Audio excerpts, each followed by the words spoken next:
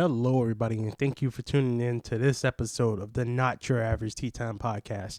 I'm your host, Tobaria, and this is going to be a fun one here. The Jets came out and actually upset the Cincinnati Bengals. The 5-2 Cincinnati Bengals at the time were the number one seed in the AFC, and they were projected to just walk all over the Jets. But the Jets got some things brewing over there, so they came out and upset the Bengals 34-31. I know a lot of people may have lost money on that. A lot of good things happened with the Jets here, so let's jump right into it and talk about all of the good and some of the bad that happened. So right off the bat, this was Mike White's first NFL start, and everybody thought, myself included, that he's going to be terrible. I owe Mike White an apology. I think on the last podcast, I called him Luke Falk 2.0, and he looked miles and miles better than Luke Falk ever did on his best day. So Mike White, my hat's off to you. I apologize. Another player I have to apologize is Ty Johnson. Ty Johnson, the running back for the Jets here. He really has stepped it up in pass protection and as a third down back, especially in this game. He worked on that a lot, apparently, in practice, and he showed up and was an asset out of the backfield, catching the ball, along with Michael Carter, and that was a big thing for why the Jets were able to shock the Cincinnati Bengals. Normally, when Zach Wilson's back there, he's looking to throw down the field. He does not like to take the check down, and I think that's one thing that Mike White did consistently during that first drive, because he was constantly under pressure because, spoiler alert, our guy, friend of the podcast, Greg Van Roten, right guard for the Jets, was constantly under pressure. And so because of that, Mike White had to get the ball out quickly. That's one of the things he did very well. He was decisive in getting the ball out. And as a result, he was the first quarterback to pass for over 400 yards in 20 years since Vinny Testaverde did that. I wasn't even a fan of the Jets when Vinny Testaverde was their quarterback. I think I might have been the Vikings fan, to be honest with you. Mike White did have some mistakes. He did have some errors. It looked like that the two interceptions he did have came from tip passes. I'm actually in the middle of watching the broadcast back right now. Those two interceptions, when you put it in context, he had two interceptions, but he still was able to throw for 3 touchdowns and 405 yards. He only missed 8 passes. He was efficient out there. He was decisive. He knew exactly what he wanted to do and where he wanted to go. A lot has been made about this game, and a lot of people are asking, so what was different? How did they get embarrassed by New England last week and then come back and defeat the number 1 ranked AFC team? Like I said, there was a lot of things that happened, and I touched on the Mike White piece of it. He came out, he was decisive, took the checkdowns to his running backs when he needed to, and they created yards after catch. The Jets had the most yards out of catch in like the last 5 years, I believe, something like that the stat was, and that is how this offense is supposed to run. While we saw with Zach Wilson, he consistently tried to go for the deep shot down the field instead of just getting the ball to his playmakers and letting them make plays. Zach Wilson being hurt, hopefully he can go back. Hopefully he does go back and look at this game. Look at how Mike White operated the offense and say, I can do that. That is easy. I need to stop trying to be Superman and let the team play ball. Stop trying to play hero ball and play team ball. They really got everybody involved this game. LaMichael Pirine had 1 attempt for 3 yards. That's 1 more attempt than he's had all season. Denzel Mims had 3 targets, 2 catches, 30 yards, averaged 15 yards a target. Today was the NFL trade deadline. A lot of the reporters have said that the Jets were getting calls and offers and saying, hey, what can we get for Denzel Mims? The Jets decided that, we're not going to trade him. He's an integral part of this team going forward. We need him, so he stepped pat. I also was shocked to see that Marcus May did not get moved by the trade deadline, so he's going to still be around. If he walks at the end of the year, the Jets can look to get a compensatory pick back. One of the highlights of the game, though, is on a Mike White tip pass. It looked like the Cincinnati Bengals were going to score on a pick 6. But when you looked at the replay going back, Denzel Mims and Elijah Moore turned on the Jets and ran down the defender and stopped him at the 1-yard line. Now you're thinking, okay, they stopped him at the 1-yard line. The Jets are terrible. They're going to score, right? Not so fast.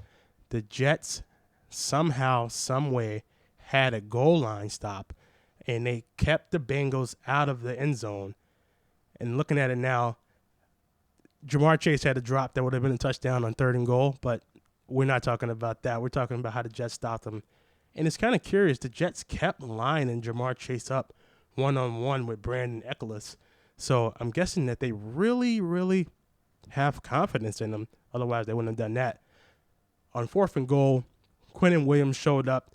He's on pace for 10 sacks. He got a sack to stop Joe Burrow.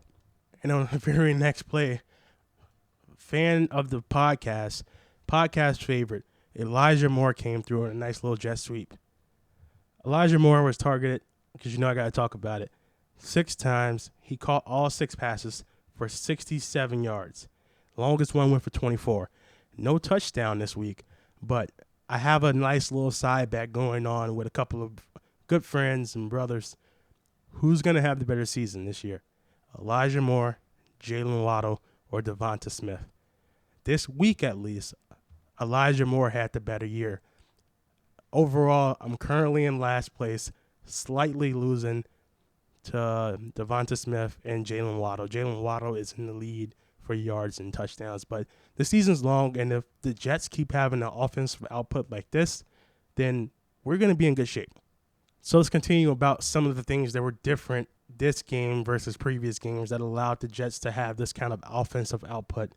Mike LaFleur, the offensive coordinator, was in the booth, and normally he's on the sideline with Zach Wilson. So I guess this time around, Mike White was like, I don't need you down here. You can go into the booth. And the Jets, being 1-5, said, you know what, we got to try something different, because having Mike LaFleur on the sideline is not really working for us. Our offense does not look good. So he sat up in the booth with Zach Wilson. And this is another reason why I think Zach Wilson has a chance to take something from this game about the checkdowns. And Mike LaFleur has the opportunity to call a game similar to this one going forward. Because afterwards, Robert Saleh, New York Jets head coach, said, yeah, he's going to stay in the booth from now on. I know Zach liked him down there, but if we can have 405 passing yards every week, if he's in the booth, we're going to take that. So look forward to see Mike LaFleur in the booth, calling plays down to Zach Wilson, and hopefully he can continue this output that Mike White had when he comes back. One of the things that people talked about was, why does it matter? Why does it matter where the offensive coordinator is at when he's calling plays? A lot of the draft pundits and media pundits have all said that when you're up in the booth calling plays, you can call plays that set things up 2 or 3 steps ahead. And that's why we saw a better game plan, it looked like, when the Jets were out there, because Mike LaFleur was able to call different things and set up plays 2 or 3 plays in advance that kept the Cincinnati Bengals defense on their heels.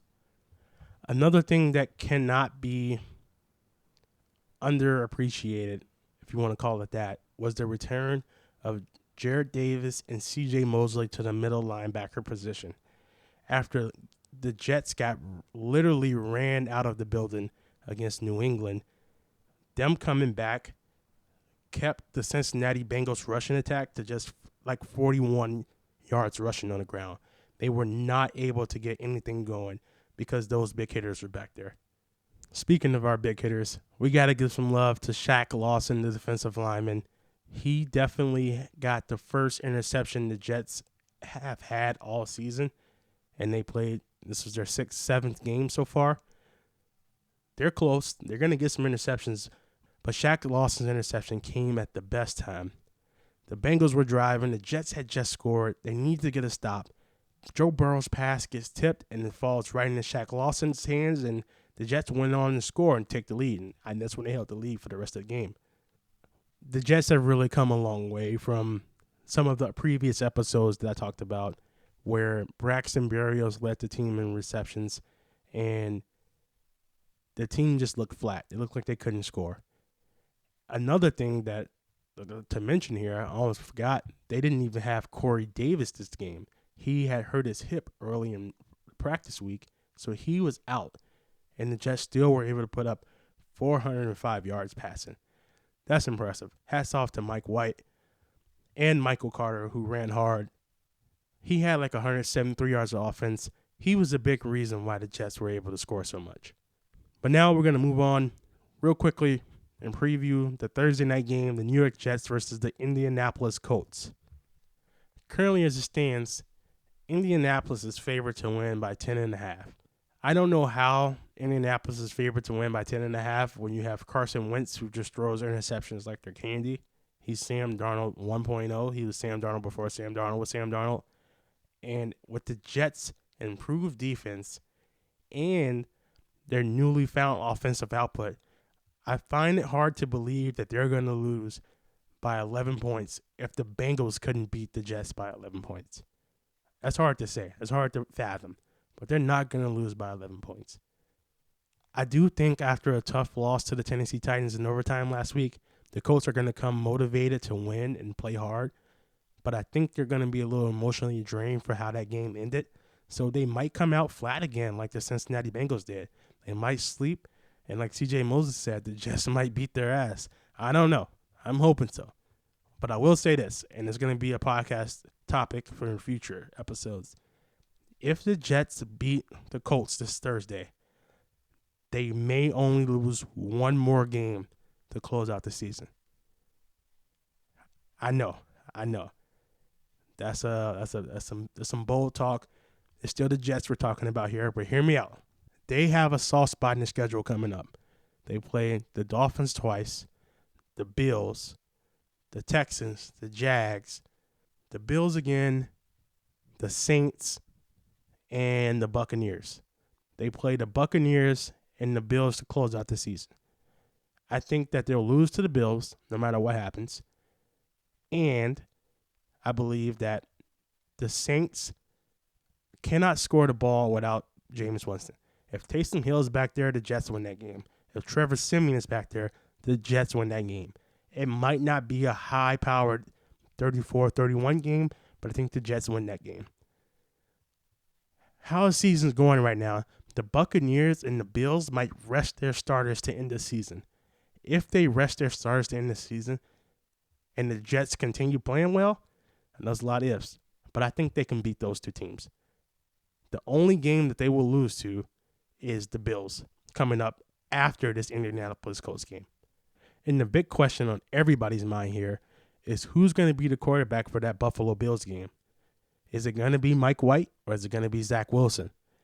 Zach Wilson, the earliest he can come back is going to be next week against the Buffalo Bills. I think they hold him out that game and they wait until the following week when they play the Dolphins to bring him back. Because the Dolphins are not a good football team, it can be a nice way to ease Zach back in and say, hey, show us what you learned while you were out. The caveat here is, and a lot of people are saying this, if Mike White goes out and gets the W against the Colts and looks good, okay, it's the Colts. They're kind of struggling. The quarterback play isn't good.